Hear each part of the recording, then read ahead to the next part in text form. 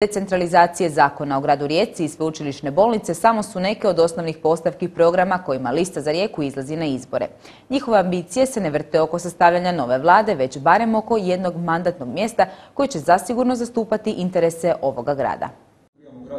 Danas je i Lista za Rijeku predstavila svoj izborni program. Dekoncentracija, samoupravna autonomija lokalnih i regionalnih vlasti, ukidanje županija, Zakon o gradu Rijeci, brodogradnja, dovršetak sveučilišne bolnice i kampus, razvoj Rijeke kao logističkog središta, 8 je osnovnih točaka oko kojih se vrti program Liste za Rijeku.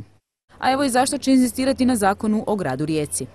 Ako grad ima status županije, odnosno regionalni status, ima i veće prihode, ne? Zato što danas u upravnom, regionalnom, odnosno upravnom županijskom ustroju kakav postoji u Republici Hrvatskoj, jedino Zagreb ima objedinjene funkcije grada i županije. Mi mislimo da bi bilo dobro da ih imaju i ostala 3 grada, prvenstveno zbog toga što je povijest pokazala da se Hrvatska u prošlosti i razvijala iz ta 4 makroregionalna centra. Na taj način mi mislimo da bi ih mogli dodatno ojačati.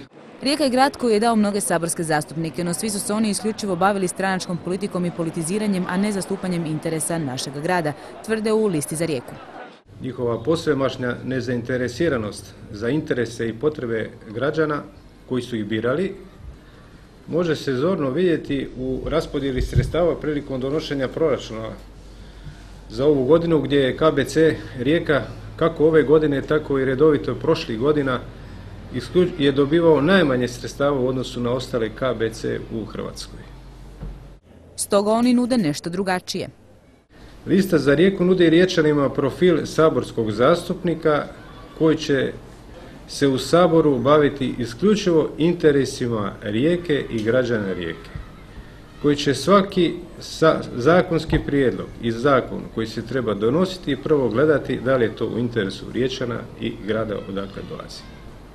A u prilog bi mogli ići rezultati nedavno provedene ankete. Na uzorku od oko 8.000 Riječana, njih 71% svoj glas spremno je dati Listi za Rijeku u 8. izbornoj jedinici. A hoće li povjerenje biti opravdano, saznaćemo.